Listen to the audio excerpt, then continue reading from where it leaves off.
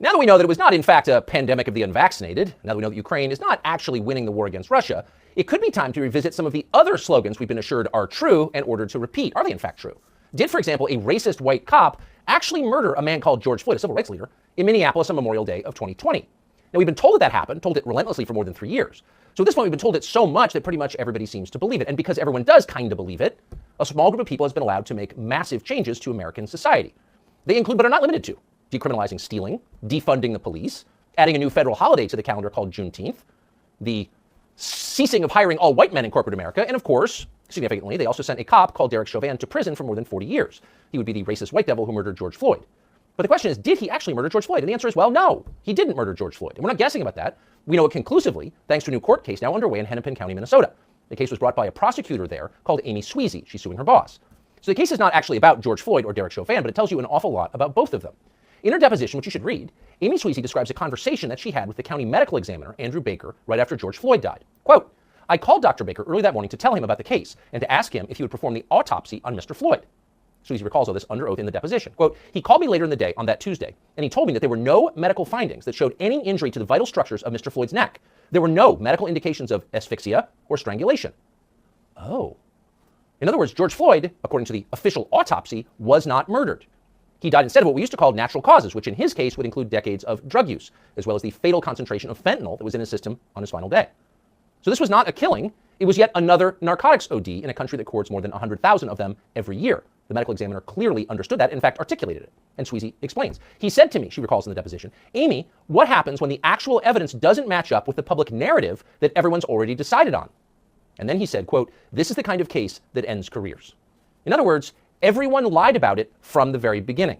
The people who knew the truth hid the truth and allowed the revolution to proceed. Now they've been exposed. Now we know the truth. What happens next? Well, they're going to ignore it. The Biden administration just issued a long purple statement celebrating George Floyd's birthday. He's a martyr, despite the fact we know that he was not murdered. And by the way, Derek Chauvin is still languishing in jail for the rest of his life. So how do we respond to this? How do we respond to the truth once we have it? Well, Vince Everett Ellison seemed like a good man to ask. He's the author of Crime, Inc. He joins us now. Vince, thanks so much for coming on. So as with so many other stories, the origin of COVID, it's a blessing to have you. We now know what actually happened, but the question then is, what do you do with that knowledge? We have to acknowledge the people that gave it to us and why. See, George Floyd is the Democratic Party's prototypical black man. These are the black men they are trying to create. So George Floyd has to be elevated. He has to be celebrated. He's perfect to them. He was poor. He was uneducated. He was a drug addict. He didn't have a job. He was down there begging and crying and asking the white people to not kill him. To a white Democrat, this is the perfect black man. So he has to be elevated. Look, not a few days ago, Kamala Harris and Joe Biden celebrated hip-hop music. They had a celebration of hip-hop. Hip-hop culture is America's culture. It is a genre. It is music and melody and rhyme. And hip-hop is also an ethos.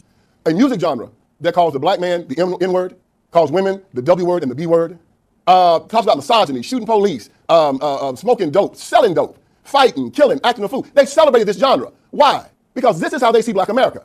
They see us the same way they see George Floyd. And they have to make more of us because everywhere they rule, John F. Kennedy stood in front of the Berlin Wall in the 60s and said, if you think that communism is great, let them come to Berlin. Well, if you think that the Democratic Party is great, let them come to Detroit. Let them come to Chicago. Let them come to St. Louis. Let them come to LA, Portland, Seattle, Memphis. Anywhere where they rule, you'll see George Floyd's all over the place. And they're proud of them. In Baltimore, Maryland, they spend $21,000 per child for every child up there inside the school district. Not one school is proficient in math, science, or reading. But they keep it going every year. Why? Because they're producing George Floyds. And George Floyd's vote for the Democratic Party. But why would, so when most of us, you, me, I think all normal people look at George Floyd's life, you think this is a disaster. This guy never added anything. He took a lot in prison at least 8 times. I mean, his life was a tragedy at best. Why would you want more people like that? Because he votes for the Democratic Party. And then he teaches his children to vote for the Democratic Party.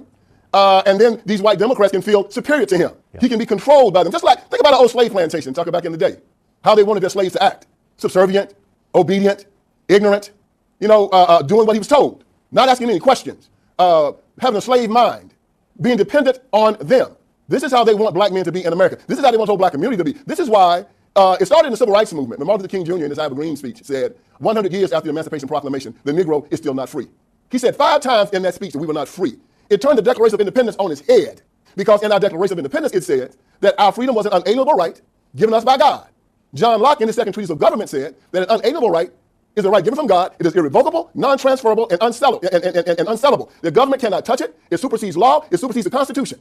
However, King said that we was coming to government and to the white man for our right to be free. Even at the end of the speech, he said, on some certain day, we'll be free at last, free at last. Thank God Almighty, we're free at last. He said in that speech, when will we be satisfied? He said, we will never be satisfied until justice rolls down like water and righteousness like a mighty stream. That's a fancy way of saying never. And so black people heard that speech and said that we were not free here in America. And we make our children recite that speech every single year on King's birthday. And they say in that speech, the Negro is still not free. George Floyd was a slave in his mind. And the civil rights movement caused him to be a slave in his mind. And today they're still marching, 60 years later. You'll hear people say the news is full of lies. 239 people killed the death of Jeffrey Epstein.